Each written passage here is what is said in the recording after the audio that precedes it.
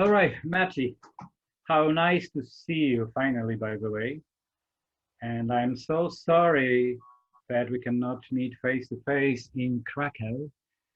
However, however, I really do hope that we will meet, maybe in the end of the year, maybe next year. Anyway, how are you?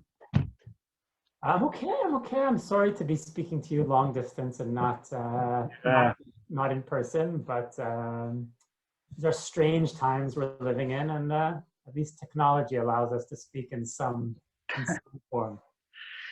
okay, so let me explain you uh, some difficulties because honestly speaking, we should speak about this amazing Greek book, Spices of No Country.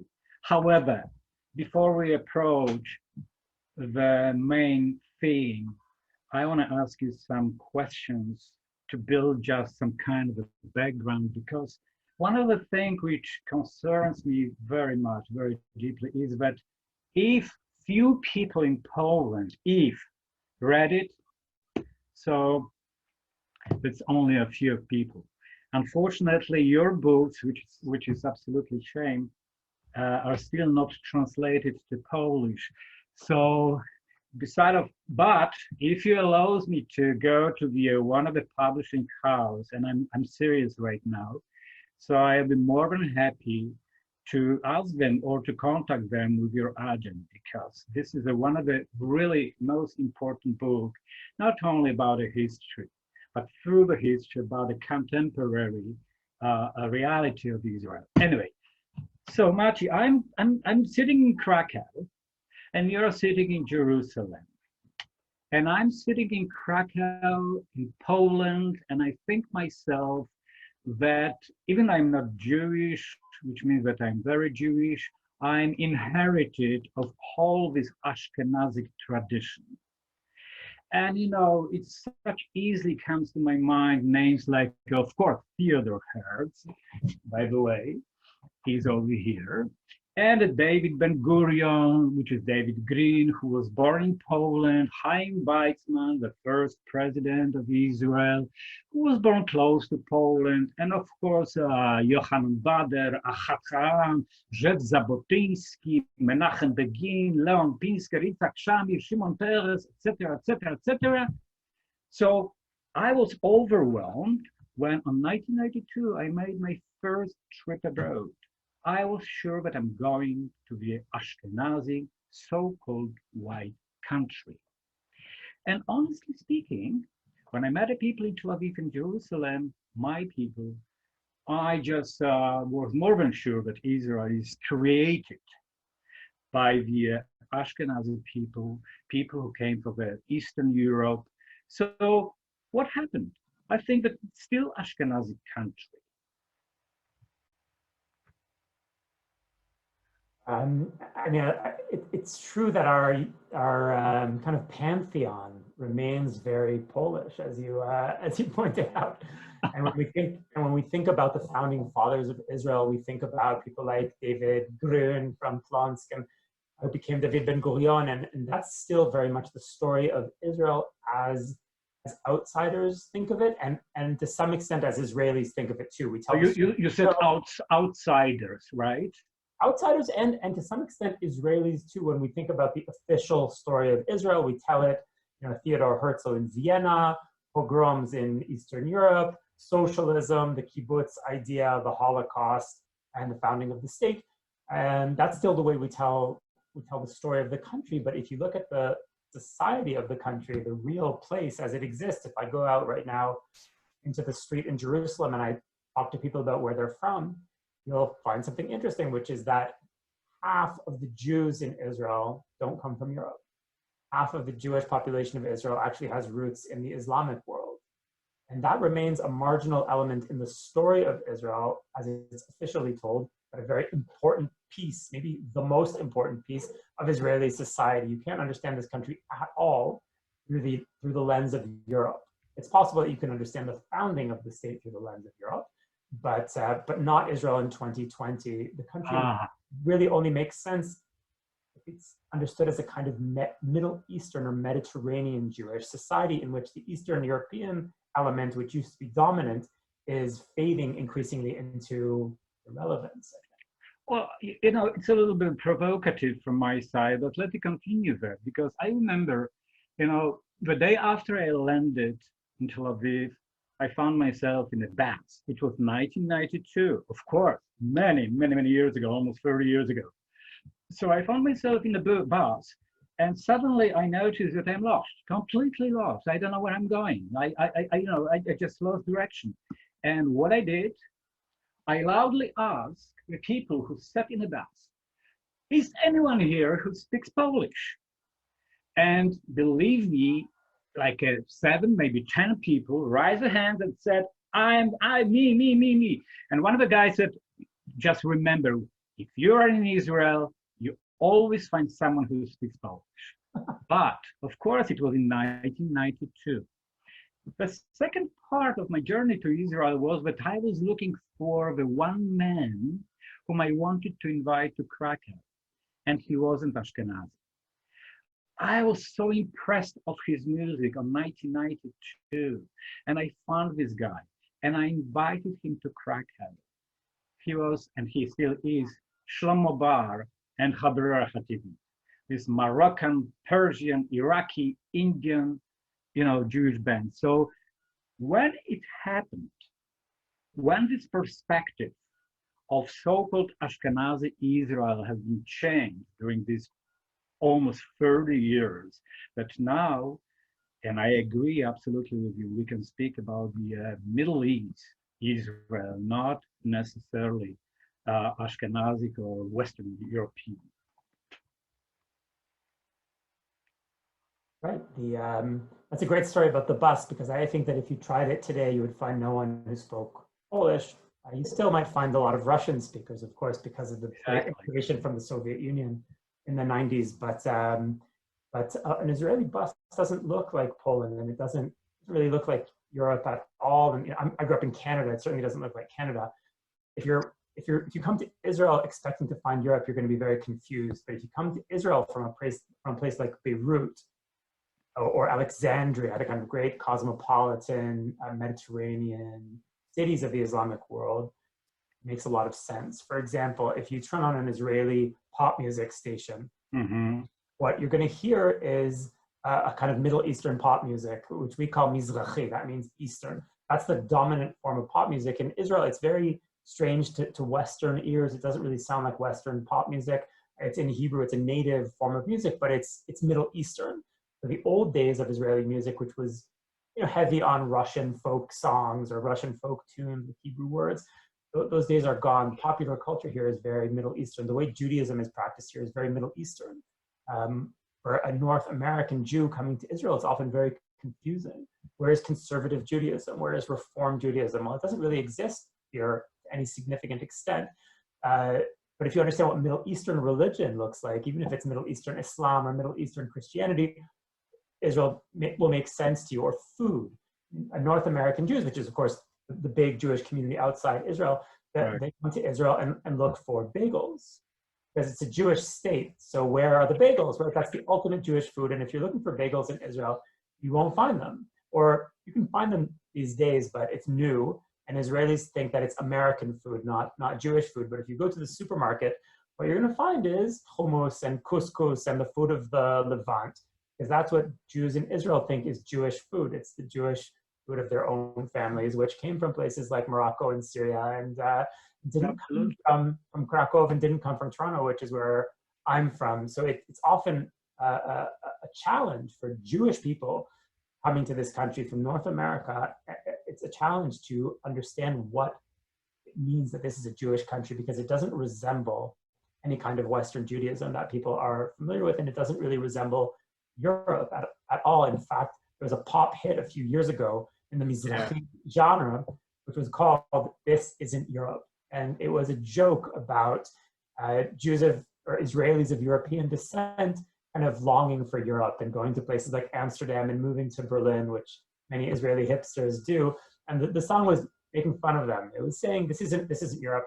This is the Middle East. Get used to it. It's a great It's a great song. I highly recommend it. I absolutely agree with you, and I tell you, I was so upset like 1 year ago, suddenly in one of my favorite places in Yerushalayim, Machne Yehuda, I discovered the place, the booth with a German sausage.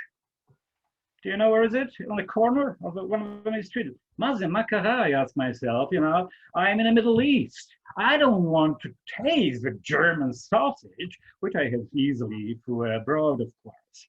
So, absolutely. However, when you will go to the Jewish quarter in Yerushalayim, so we can easily get the burger, schmurger, whatever it is. It is, of course, the American Jewish people came to Israel and they wanted to feel like home. But this is not a place, they implanted it. But this is not a place where this kind of food, this kind of a culture, derives from the many, many, many centuries. Once again, coming back to the beginning, I remember, one of the famous Jewish musicians, the violin player and composer also, but basically violin player, was Bronisław Huberman.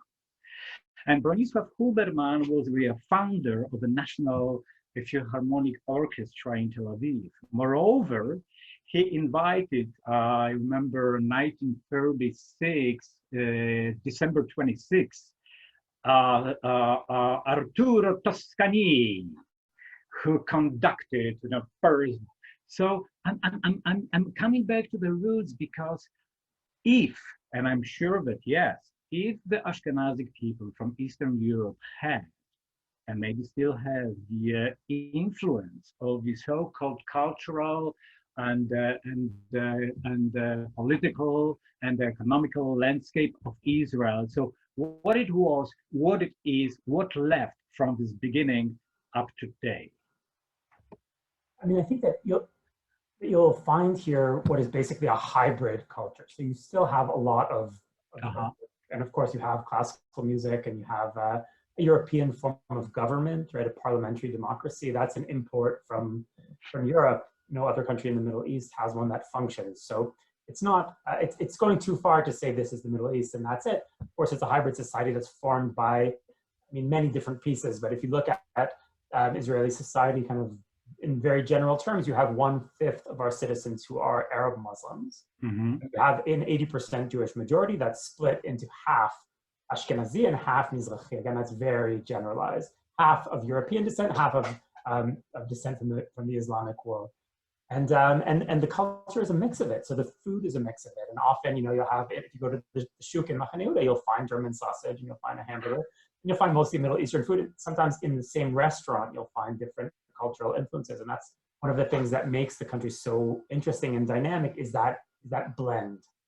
It's got a whole bunch of different things going on. Sometimes things really clash with each other. Ideas of religious freedom, ideas of gender equality. There are even fights here about music, about what Israeli music is. So it's not all love and brotherhood, you know what I mean? But the meeting of the cultures creates an electricity that really makes this a very special and very dynamic place. We'll jump later to the Jews in the Islamic world because this is almost completely unknown in Poland. We still have to have in the back of our head that we are talking, and most of the people who will watch us are from Poland, so they basically know nothing. But let me tell you something. I was, and I'm still very sensitive in terms of the, this diversified Jewish world, which I found in 1992 in Israel. So the festival we have been organizing right now 32 years. It's unbelievable. We hosted a lot of phenomenal people from we started with Chabra Khativi, it was Moroccan musicians, Yemenite, Persian, Iraqian, Ethiopian, from Maghreb, from Turkey. I remember, and this is something which probably I've never told you about it. I remember when I invited the very famous rabbi and paitan, David Menachem, and he came together with the Diwan Sas and Muezzin. And instead of telling people, don't be anti-Semites, don't be anti-Israeli, love each other, like, Rabbi Hillel used to say 2,000 years ago. I put them on the stage in a synagogue. They gave amazing concert just 1 hour before the Shabbat.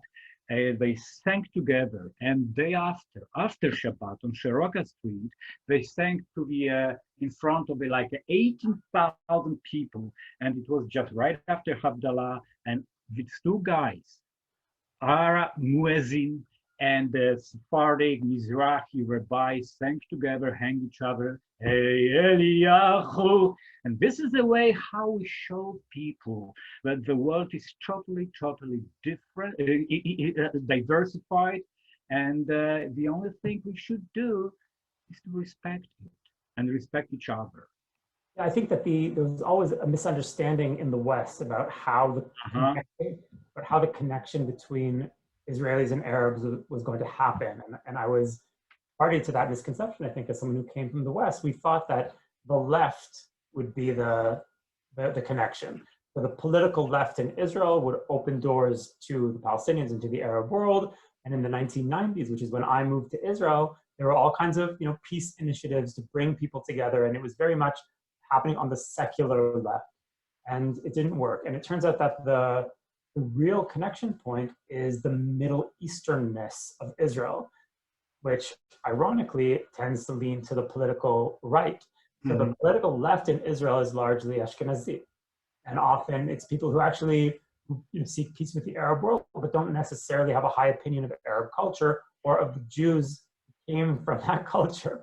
And that's one of the kind of ironies that you learn as you live in Israel. It takes a while to figure out that the people who are closest to the Arab world in culture and in society and in music are not the nice Ashkenazim of the left. Actually, it's people who came from places like Morocco and Syria and Iraq, and who tend to lean to the political right, tend to vote for the Likud. So they have right-wing politics, but actually an affinity for the culture of this part of the world. And that would explain an amazing person like David Menachem, who's an Orthodox rabbi, a traditional guy who loves Arabic music. It's the music of his family. And the connection between him and a muezzin is very natural. It wouldn't be natural to have a left-wing political activist in that muezzin. They wouldn't understand what the other is talking about on either side. Exactly. But the muezzin understands David Menachem, and David Menachem understands the Muslim cleric because they speak a similar language, and sometimes that brings them into conflict, and in other ways it opens up many avenues for communication. And I think that's increasingly clear. Look, I remember like 2 years ago, even 1 year ago, we loved very much Netta El-Kayam. And Netta El-Kayam performed in Krakow 4 times. One of her concerts was dedicated to the Arabic singing, speaking Jewish diva.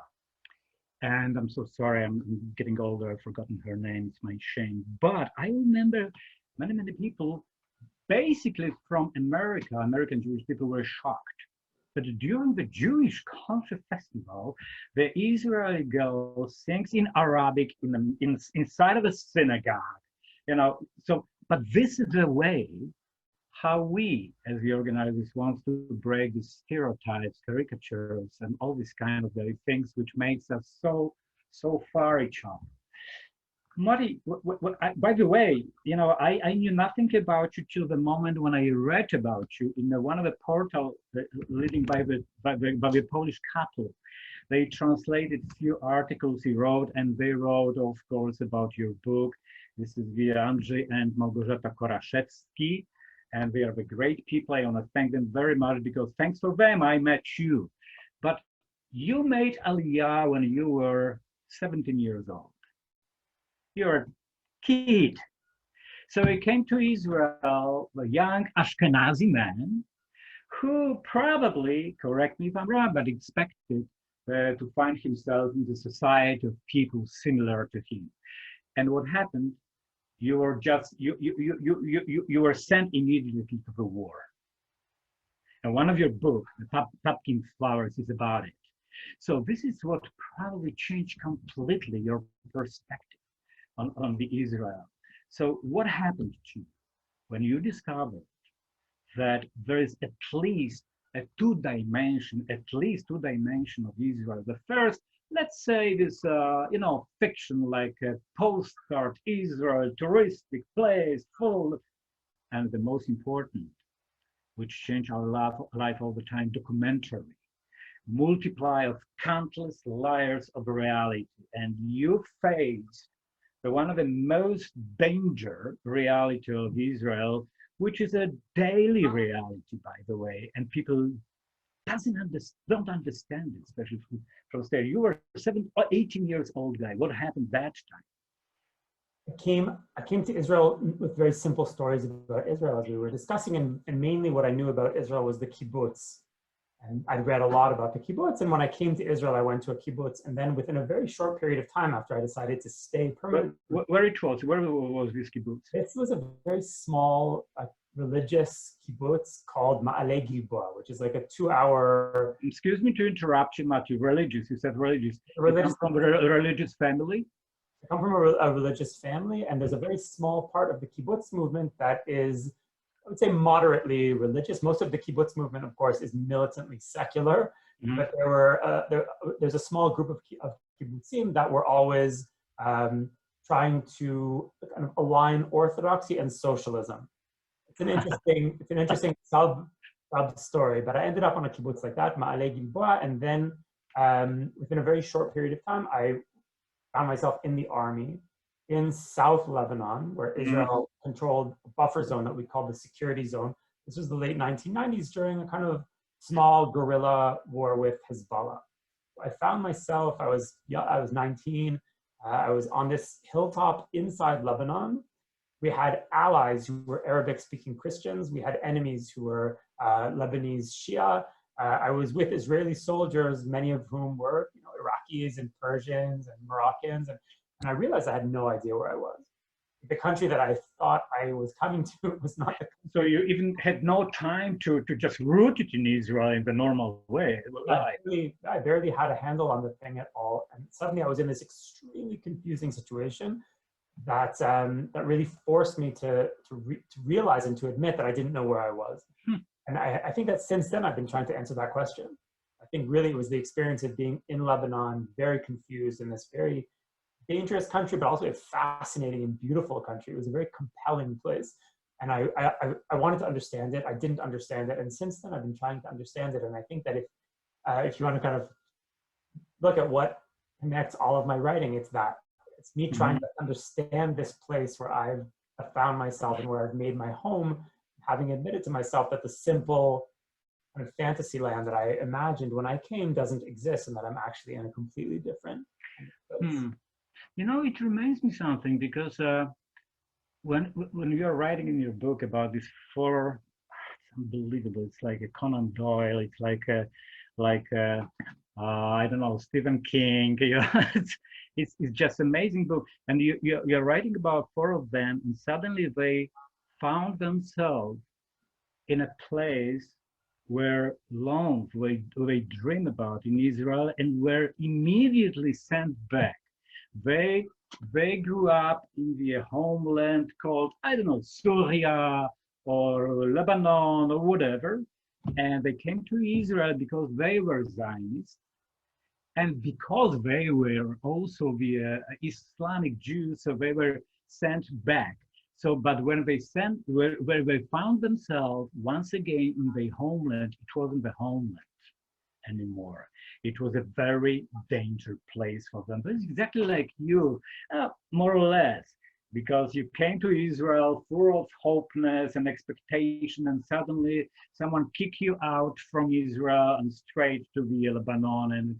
And by the way, it wasn't just you didn't serve in the army. It was every day was life or death, and this is something which people cannot understand, not only in Poland but also in states, and exactly states. The West perception, which makes me really crazy. We know a little bit each other, so what is my opinion about it, but this West perception, including Polish, of course, perception on Israel, is totally different from Israeli inner perspective, I think. This is first. And for instance, United Nations or so-called United Nations apply double or even triple standards to Israel, of course, taking a lot of unfair resolutions, but also, and I just got this book, but also is a deep rift between American Jews and Israeli Jews. And this is what bothering me all the time, because even we became the Israeli festival, we have a lot of friends among the American Jewish people who do not understand that what for them is theoretical political issue, for you is the existential issue. So just want to ask you about your opinion about this very dramatic rift between American Jewish people and Israel.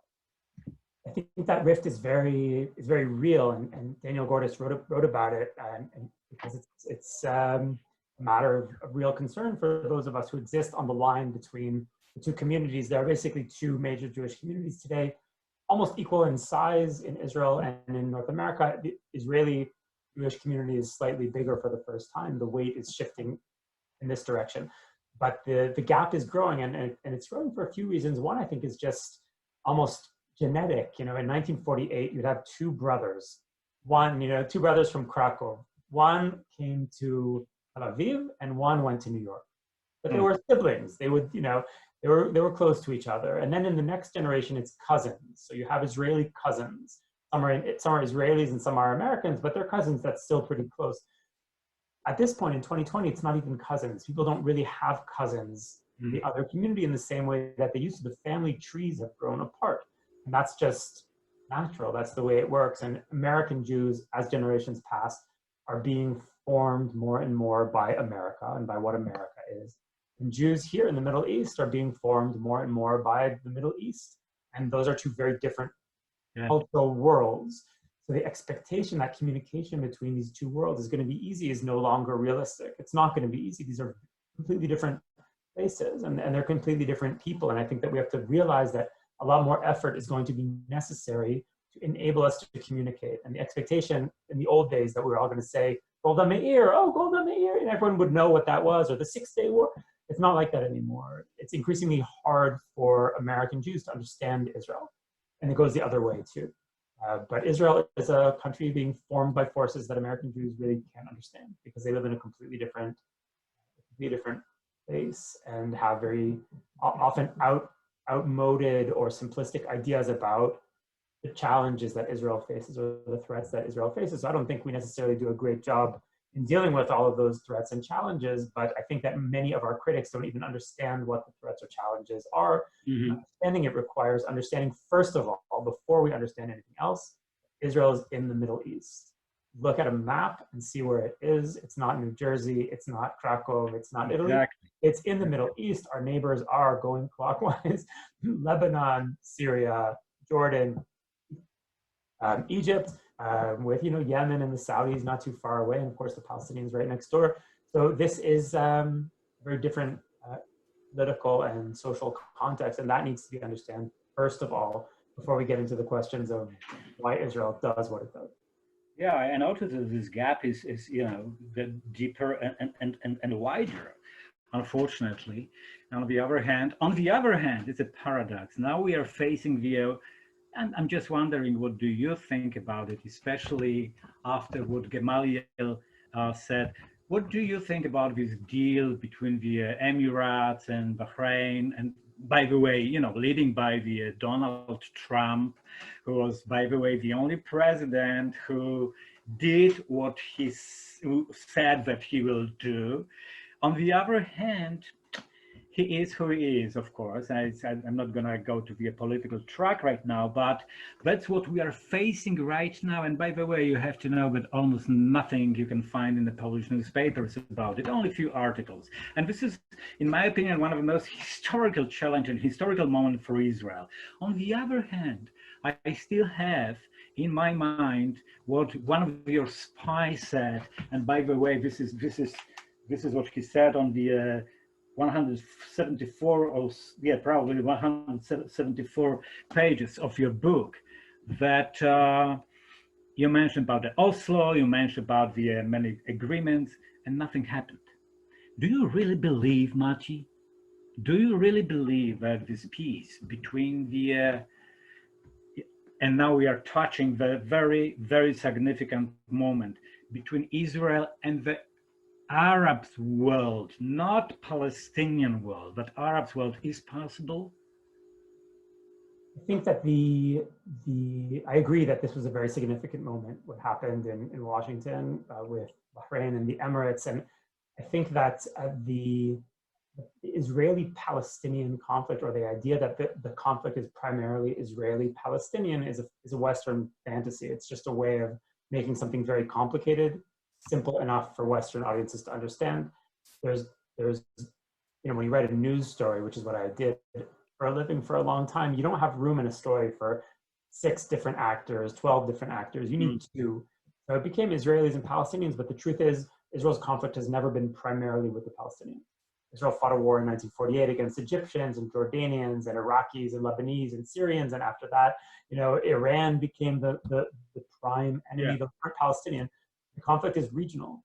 Israel is involved in a regional conflict. And the conflict with Israel is only one of several conflicts going on in the region, most of which have nothing to do with Israel. So to understand it all, you have to zoom out and see the Middle East and understand that the Palestinians and the Israelis are just 2 minor actors in a much bigger picture. And once you understand it like that, then it becomes much easier to understand what just happened in Washington with this agreement. For many of the players in the Middle East, the Palestinians are not the main priority. In fact, they're not in the first 5 or maybe not in the first 10 priorities.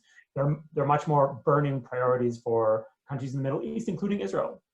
The main priority for many of the countries that are in the American alliance system here, the Sunni countries like the Saudis, the countries around the Persian Gulf, the Egyptians and the Jordanians to some extent. The issue is the rise of Iran as a regional power. That's what people are worried about, the expansion of Iranian influence across the region. Oh, absolutely. I remember like 2 weeks ago was the summit of the Arab League, and they didn't support the Palestinians. But exactly, it was so significant. Right. Once again, I still know that we are talking Poland, and people know nothing about it. People, when it comes to the discussion about Israel and Palestinian relations, but Israel is apartheid. They treat the Palestinians like animals, like this.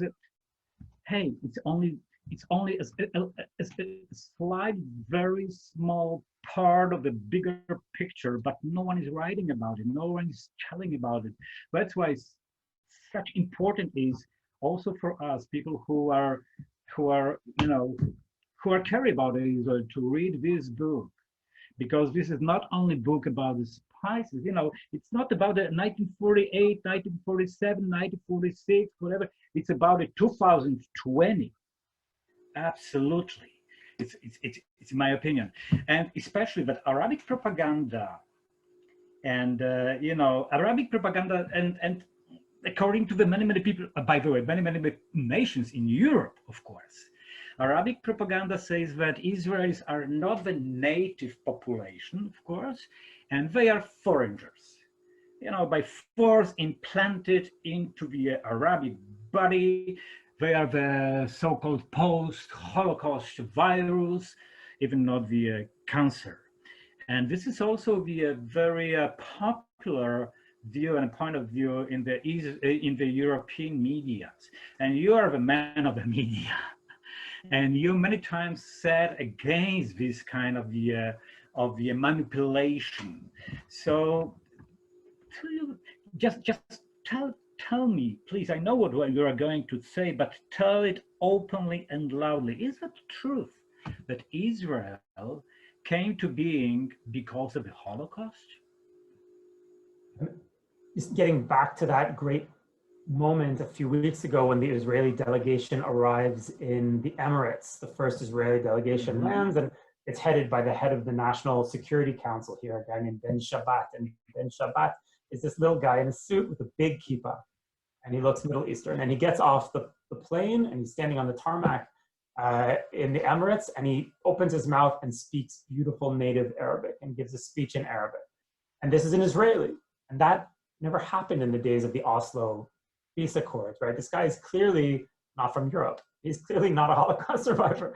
He's something else. And the optics of that were so interesting because, of course, Israel's founding has a lot to do with what happens in Europe. And the Zionists who dreamed up Israel were being pushed out of Europe by anti-Semitism and realized, some of them realized what was going to happen in the 1940s and what ultimately happened. But that's only half of Israel's story, and maybe in 2020, not even half. Half of the Jewish population here is ethnically cleansed from the Islamic world.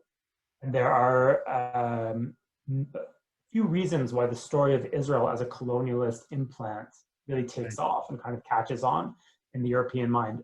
Part of it, I think, is our fault. Israel always wanted to be European.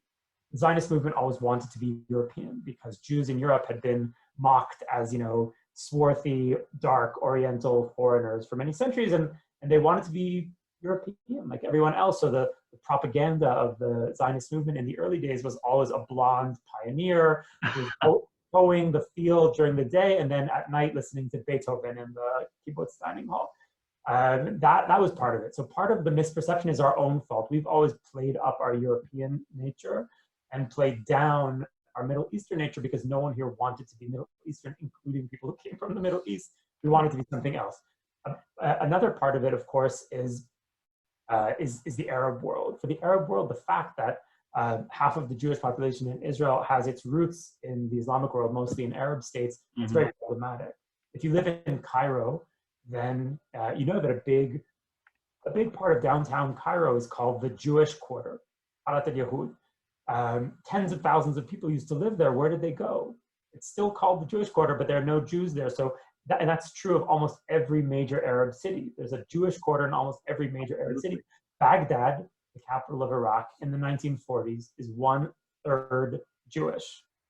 Where did all these people go? It's an uncomfortable question for the Arab world. What happened to their property? So it's much easier to portray Israel as a colonialist implant and pretend that everyone's European than to admit what the Arab world did to its native Jewish population.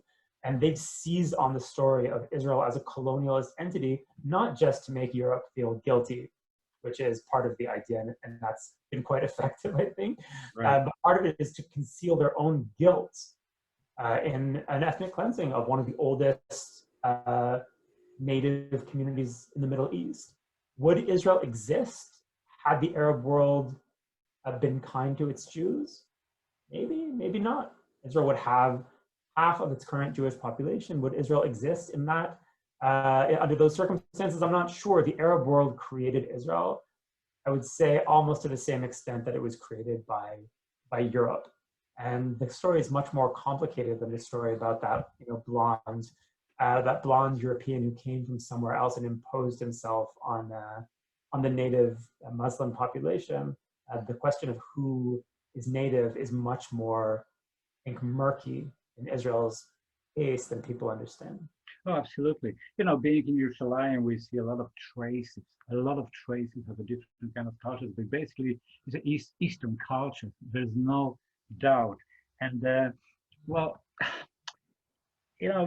this book, which once again must be read by everyone who is curious about Israel.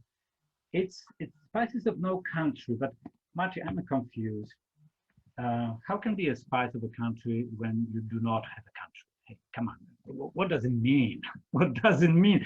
Technically, literally, I am a spy, and I want to search by country, which, this part of a region is I love it because it's totally unpredictable. Who knew that time that Israel will arise? Right. These guys are kids. Some of them are even street kids, I would say. Some of them are orphans. They end up in Israel before it's Israel, so before there's a state. They have no country. They're just kind of hoping that one day there's going to be a country.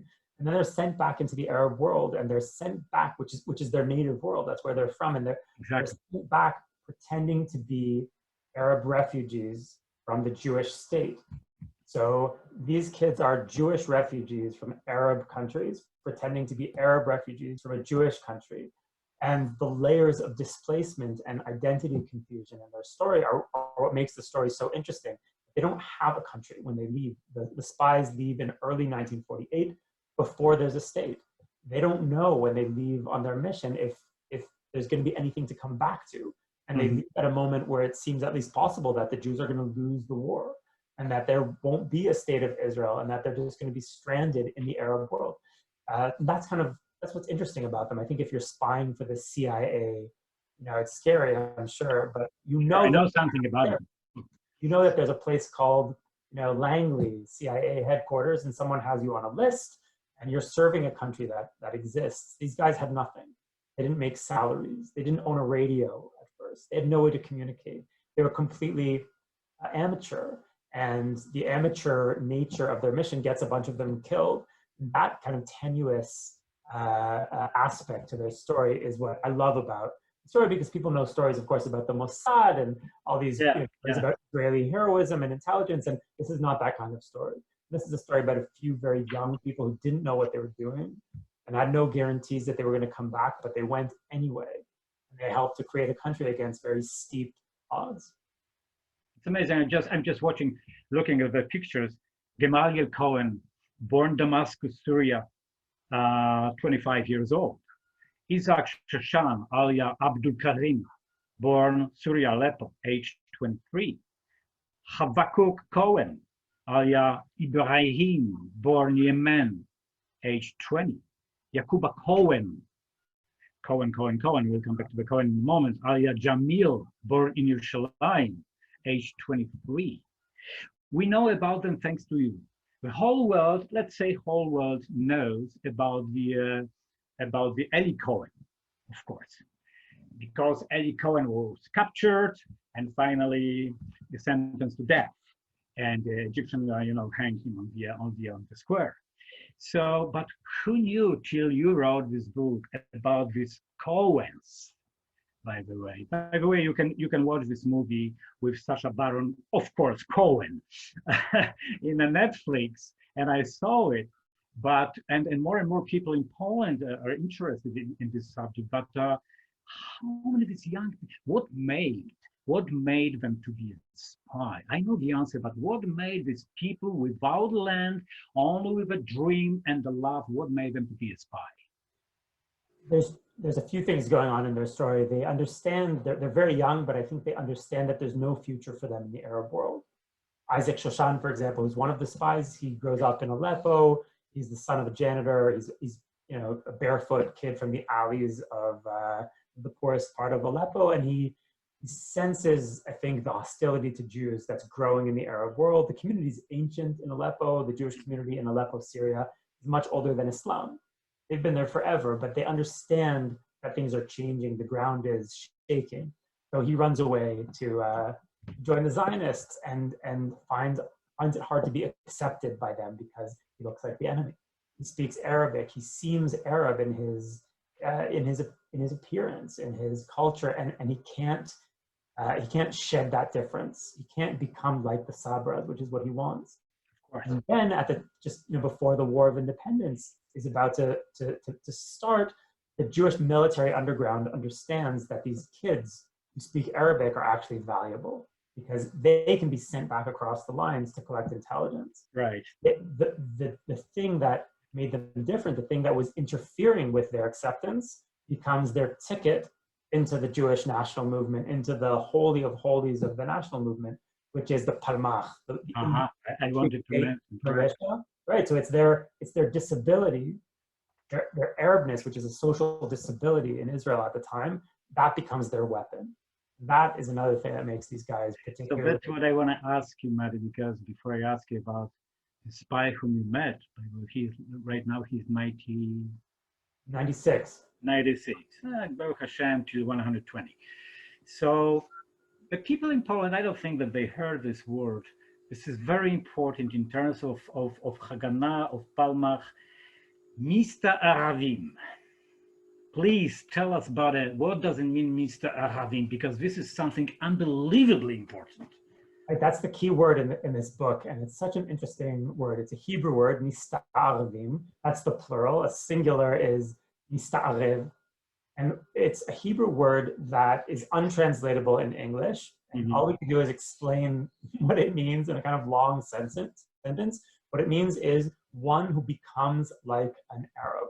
So there's a verb in Israel that describes the action of becoming like an Arab, which is fascinating and says something interesting about the society. Why is there a word for that? It seems very weird that there would be.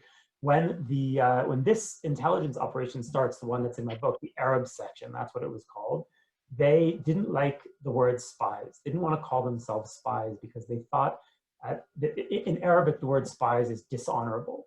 In English, to be a spy, it's a bit glamorous. It doesn't have a negative connotation necessarily, but in Arabic, it means traitor. It's not something that you want to be. They didn't want to call themselves spies. They needed a different word. And they find a word by reaching back into the history of the Jews of Arab lands. For example, in Aleppo, Syria, there were always two Jewish communities. One was called Sfaradim, meaning literally Jews who came from Spain. These are Jews who came to the Ottoman Empire after the expulsion from Spain in 1492, Sfaradim.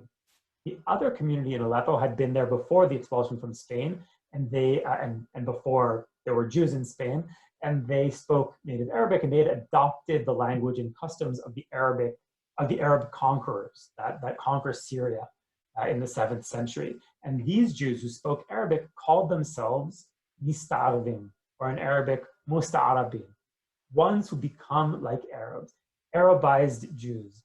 So the spies at the early days of the state, when they're looking for a name for themselves, they come up with this old name, which is a native word from the experience of Jews in the Middle East, describing the act of fitting in, of becoming like the surroundings, of becoming Arabized, and they apply it to intelligence. So they call themselves Mistarvim, and that's how the word enters modern Hebrew and becomes a word that's used in an intelligence context. And today we still use it. In fact, there's a whole series on Netflix called Fauda, which is about Mistarvim.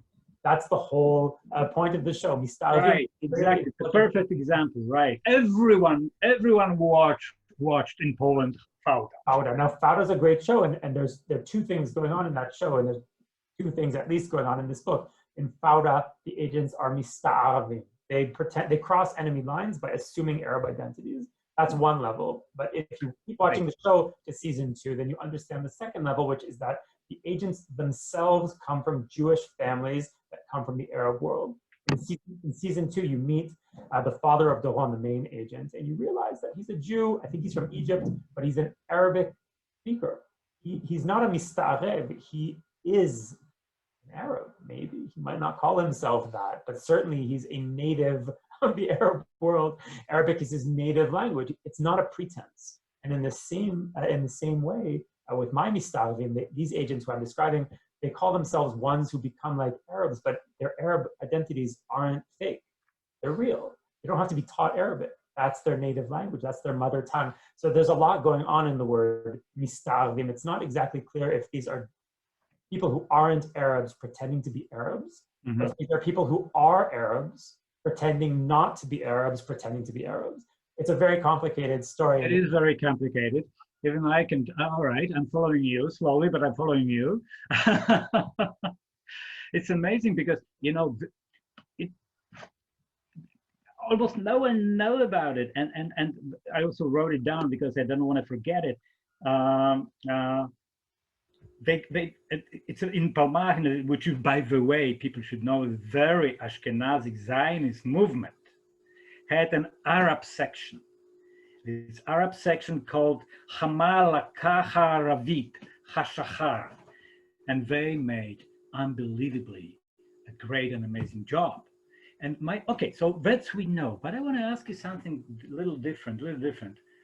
How they were treated after 1948 by the so-called Ashkenazic society here in Israel? Well, the word that you mentioned when you said Machlaka Aravit, and you added a word which is Hashachar. That was the other name for this section, Machleket Hashachar, which literally means the dawn section. Actually, that was not the original name. The original name was Machleket Hashchorim, which comes from the same word as shachal, but it means the black section. They were called black. They called themselves black, and they were called black by others, and it's an indication of their uncertain place in the hierarchy in Israel at that time. In pre-state Israel, or in British Mandate Palestine, 9 out of every 10 Jews came from Europe, mostly Eastern Europe, Poland and settlement. Only 1 in 10 came from the Islamic world, from the Arab world. This was a very small minority, and they weren't taken seriously. The Zionist movement really wasn't thinking about Jews in the Middle East. And they didn't really know what to do with them, and they seemed strange, right? They didn't speak Yiddish. What kind of Jew doesn't speak Yiddish? Who are these people? They seem like Arabs. What do we do with them? Mm-hmm. And it would have been wise to understand that if you're setting up a Jewish state in the Middle East, the fact that a big part of your population is going to be Jews from the Middle East is good. That's a good thing. You can work with that. That's a bridge to the region where you're trying to set yourself up. But the Zionist leadership didn't think like that, and they didn't really think very much of the Middle East, and they weren't really interested in the Middle East as a place. They were returning to the biblical homeland, and they were part of the global proletarian revolution. They were part of the socialist revolution, but they weren't interested in Islam. That wasn't what they were about. They had different ideas which weren't really linked to the region, and a lot was missed as a result. The people who set up the state of Israel, in my opinion, were geniuses, and they were, we owe them everything. And the guys who came from places like Plonsk and revolutionized Jewish history, I feel like they saved my life and many hundreds of thousands or millions of lives. But they had blind spots. There were things that they didn't see, and one of the main things that they didn't see was the value of Jews from the Islamic world. And these people were treated with disdain. And their culture was quarantined, and their music was kept off the radio. And they were moved to the sidelines of the state, both the political sidelines and the physical periphery of the state. Right. They were sent to development towns in the south. And only now are we beginning to slowly kind of mend that wound in Israeli society. But it still exists very much, and it's still a big part of our politics, and a big part of our arguments here are that ethnic divide that was created here in the early years of the state between Jews who came from Europe and set up the state for themselves, and this wave of immigration that came from the Islamic world that has been fighting for its place in Israel since then. The spies are a part of that story, and that's another thing that makes them so interesting and useful to understanding Israel today in 2020. Yeah, I want to ask you about the perception of your book in Israel, because I saw like 2 interviews you made, once in the, I think in the Beit Avihai, and a second one somewhere in States. It was completely 2 different conversations. But what is the perception of your book in Israel? You see, that's what is interesting for me right now. Right, so it came out in Hebrew at a very bad time, unfortunately, right as the Corona shutdown hit in the spring. So it took a while for it to be read, and we haven't been able to do any events, or I was really looking forward to an event at Beit HaPalmach. The Palmach Museum was planning to host an event. Everything's been on hold because we can't have public events, but the responses have been very interesting. And the responses from the families of the spies have been wonderful. People are so happy to see these guys get some credit because they were completely overlooked, and the families are thrilled to see. This isn't a simple story, and they're not simple heroes, and it's not a story written with adulation. It's a complicated story. It's a real story, and I think they're real heroes. And the families have been happy to see it, and a lot of people who kind of appreciate the lack of attention paid to that part of Israeli society. People appreciate the book. There have been negative comments as well about criticism in the book about the way these guys were treated. People have written me to say that's not true. The discrimination. They told that this is not true. Not the whole story, but the discrimination that these guys faced among the Ashkenazim in the early state. It's painful. It's a painful memory for people, and it's not an easy subject for Israelis, but Israelis at least are very much aware of the subject. I think observers of Israel from the outside don't even know that this is being discussed. So for most people reading this book in the West, it's the first time they're really reading about this side of Israel. For Israelis, the book enters a debate that's already very much alive and kicking in Israeli society, and is probably one of the most important debates in Israeli society right now. Yeah, exactly, right now, because I just want to ask you a couple more questions, because, all right, not bad. we know people from Ethiopia, I know people from Yemen, from different countries. And I saw also like a half year ago, maybe a huge demonstration close to the building of the main court of Ethiopian people who were kicked out from Israel. So this tension is still very uh, very important between the so-called Ashkenazi or whatever, black and white. Yeah, black and white. Let's use the words. And how it looks like now, especially in Corona time, when people are every week are demonstrating against the Netanyahu. Oh, another question. This is the first question. And second question, Matti, please answer us. Why Netanyahu? I mean, the Because question, it's connected. yeah, the questions are connected. I mean, the base of Israeli politics are often, divided simplistically into left and right, and it's not really, it doesn't really break down the way it used to. It's not really about whether peace is possible with the Palestinians. No one really thinks it is. There are other deeper reasons why someone would vote for the Likud and someone would vote for a party like Blue and White. What part of the breakdown, it's not as simple as this, but part of the breakdown is ethnic. The base of Likud is Israelis who have roots in the Islamic world. And the base of Blue and White, or what used to be the Labour Party, that's that same part of the political spectrum, Jews who came from Europe, and you can't ignore it. And a lot of the arguments that seem to be about left and right are actually arguments about something else entirely. And it has a lot to do with where your family comes from. Netanyahu's base to this day is still, it leans heavily on Jews who came from the Middle East and from the broader Islamic world. His closest lieutenants, people like Amir Ohana, who's the minister in charge of police, Miri Regev, they come from the Islamic world, and they have a different attitude toward the Islamic world, different political ideas, and that very much is in play in what's going on now. The anti-elitist politics in Israel, we have anti-elitist politics everywhere now in the United States in the form of Trump, and in Europe, of course. In Israel, the anti-elitist political position is often ethnic, because the elites here, the judiciary, the media, the upper echelons of the government have always been largely Ashkenazi. Mm-hmm. And the people criticizing them have largely been Mizrahim. So the debate here about left and right, or elite and anti-elite, is often a debate still about Mizrahim and Ashkenazim, and whose Israel is it, and who gets to decide who's Israeli or not, and who gets to decide who's in and who's out. And these are debates that go back to the very first days of the state of Israel, when people began to arrive here from the Middle East, expecting to be greeted like returning brothers, and instead were treated like second-class citizens. And that insult echoes 70 years later and kind of infects our politics in ways that we have not been successful in eradicating. So the current political dilemma has a lot to do with that. Netanyahu has been although of course Netanyahu is very much an elitist Ashkenazi, he's secular.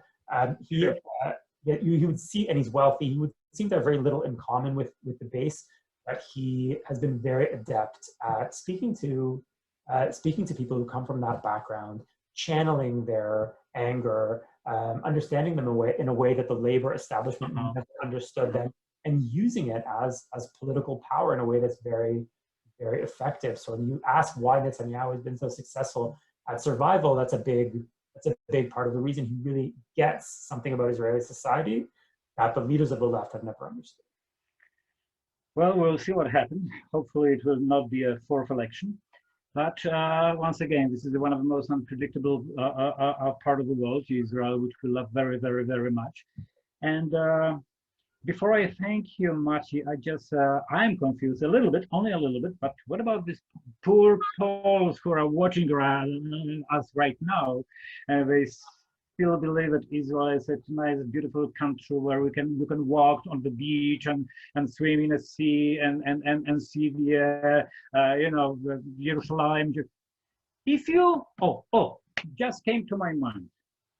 Let's use imagination, especially under these special circumstances.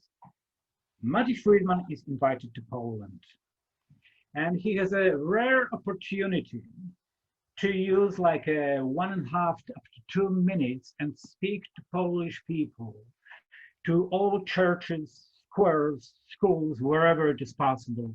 People who are hungry the answer on the very important, significant question. Actually, two questions. What is a Jewish soul? What is the Israeli soul? And what is today's Israel about? Wow, those are questions that would take us several hours to answer, and I'm not sure I even know the answer. Okay, I prepare the next coffee. No problem. Unfortunately, I can't drink the coffee, but this is very important. It's really hard to put your finger on what the Jewish soul is. It's definitely there's definitely real electricity there. There's an electricity in Israel that I haven't seen in any other country. And I've been around, and of course I agree. I've been in America, and there are countries that would see that are great, that really are great, and countries that seem to have a lot going on. And then you come to Israel, and it's on another level. And part of it is that people are looking for meaning. There's a lot of people here for whom superficial explanations are not sufficient.